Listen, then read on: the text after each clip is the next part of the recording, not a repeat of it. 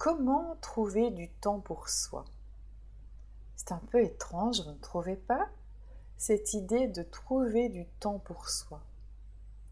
Premièrement, comme si le temps pouvait se trouver, se prendre, se saisir quelque part. Et deuxièmement, comme si le temps pouvait être vécu par quelqu'un d'autre que soi, être possédé, donné ou préservé, comme si on pouvait le mettre dans une boîte. Bonjour et bienvenue dans ce podcast pour une spiritualité bien ancrée dans tous les gestes de notre quotidien, pour élever notre champ vibratoire et faciliter la reconnexion à notre véritable nature. Je m'appelle Sandrine Dupuis et je me consacre à l'éveil du divin en soi. Enseignante et artiste spirituelle, je propose des programmes intensifs, mais aussi des formations de courte durée accessibles à tous. Et vous trouverez tous les détails sur mon site sandrinedupuis.fr. S'il y a bien quelque chose d'impalpable, c'est le temps. Selon les chercheurs en physique quantique, le temps n'existe pas. C'est une échelle de mesure humaine qui nous permet de mesurer par rapport à la distance parcourue et rien de plus. Dans l'absolu, le temps ne peut pas être réel.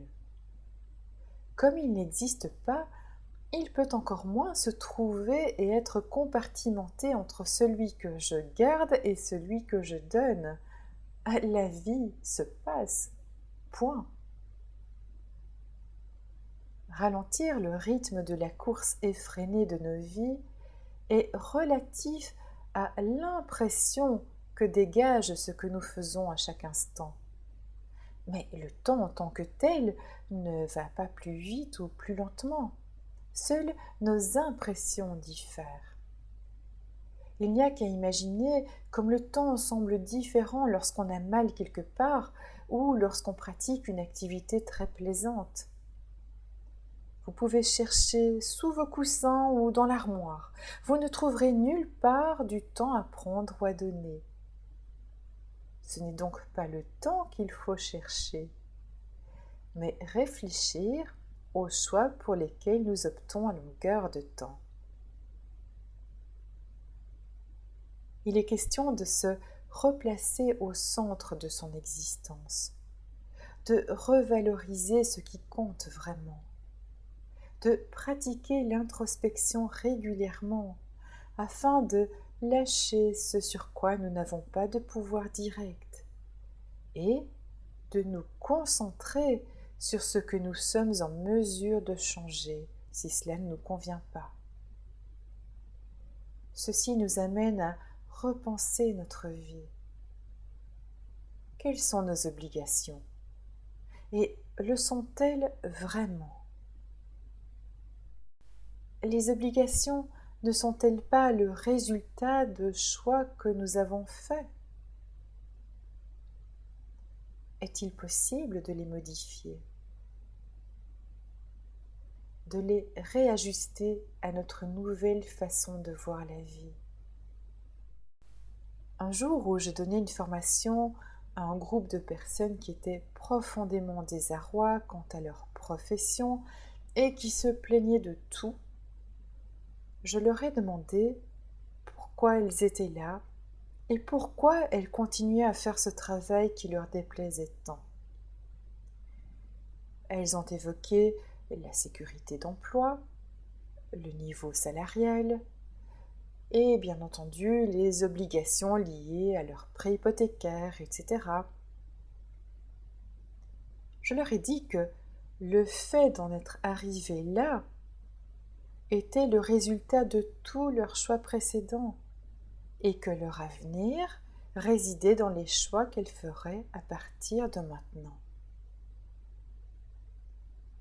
Certes, nous sommes nés dans des familles, des milieux socio-culturels différents, avec des niveaux économiques différents, et bien entendu, tout cela affecte grandement nos débuts dans la vie. Mais, à un moment donné, nous choisissons ce que nous faisons de notre vie. Nous ne choisissons pas les événements en tant que tels, mais nous choisissons comment nous allons les traverser. De la même manière, nous choisissons de donner de l'importance à certaines choses plutôt qu'à d'autres. J'ai déjà entendu des personnes qui se plaignaient de ne pas avoir de temps pour lire, se promener ou ne rien faire, mais qui en ont pour repeindre chaque année toute leur habitation. Ceci n'est pas un jugement de ma part, mais la constatation que nous faisons des choix différents. J'ai aussi entendu des histoires de dévotion à un malade au sein de sa propre famille, ce qui laisse peu d'occasion pour s'adonner à des activités de loisirs. Effectivement, nos vies sont différentes, et il ne faut donc surtout pas culpabiliser en pensant être un incapable si on n'a pas l'occasion de faire de l'aquarelle ou de l'équitation parce qu'on est pris par un travail, un malade ou des enfants en bas âge. Si vous avez fait le choix d'une famille, eh bien oui, il vous incombe de nourrir vos enfants.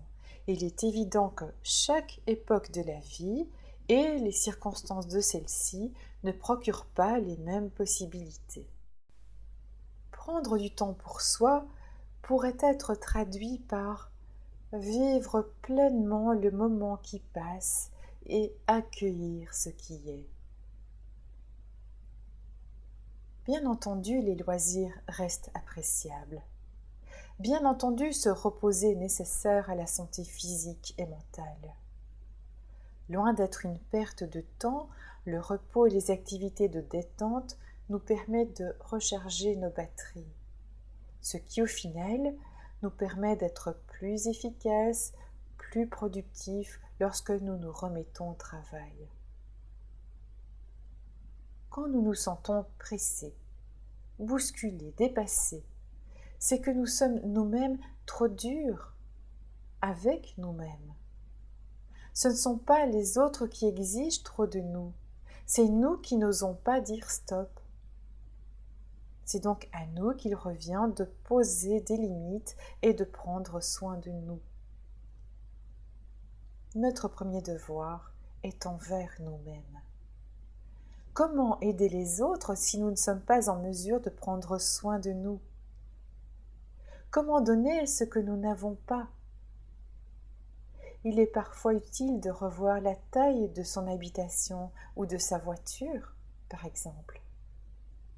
Si vos enfants ont quitté le nid, est-ce bien nécessaire de vivre dans une maison qui nécessite autant de chauffage?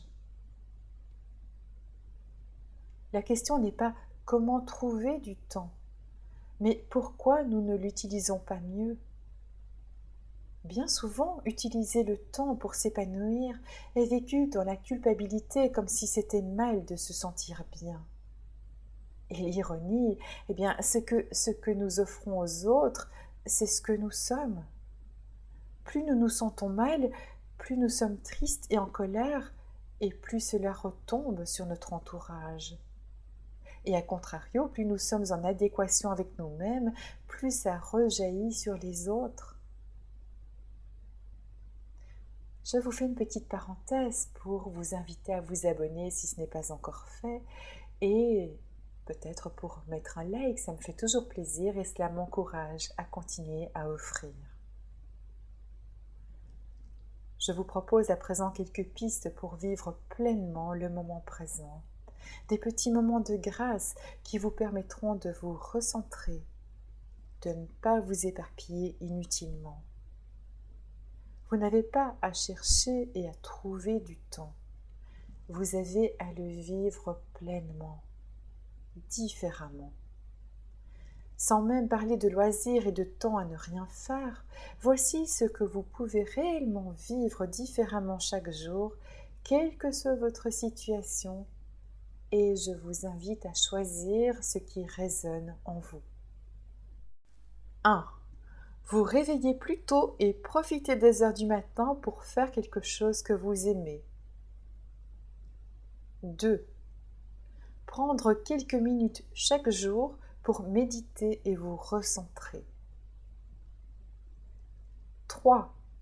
Dire non aux engagements non essentiels. 4. Prendre des pauses régulières au travail pour vous ressourcer. 5. Éteindre vos appareils électroniques pendant un certain temps. 6. Plongez dans un livre qui vous passionne quelques minutes avant de vous endormir. 7. Prendre un bain en ne permettant pas que l'on vous dérange. Et enfin, une promenade en plein air, écouter de la musique, écrire dans un journal, cuisiner un repas spécial peuvent être source de moments relaxants sans chercher des choses difficilement accessibles. Bref, vous l'aurez compris, l'horloge tourne au même rythme pour tout le monde, mais le temps ne se vit pas de la même manière pour chacun de nous. Je vous invite à respirer profondément plusieurs fois par jour pour vous recentrer. Et je vous invite à revisiter votre vie régulièrement pour décider de ce que vous conservez et ce dont vous vous délestez. Le temps terrestre est à notre service. Il est un indicateur de nos réalisations. Sur le plan de l'éternité, maintenant est le seul temps qui existe et il est ce que nous en faisons, moment après moment. J'espère que ce podcast vous a plu et je vous invite à laisser un commentaire ci-dessous. Merci pour vos likes, pour vos gentils messages et je vous souhaite de baigner dans de belles énergies. À bientôt.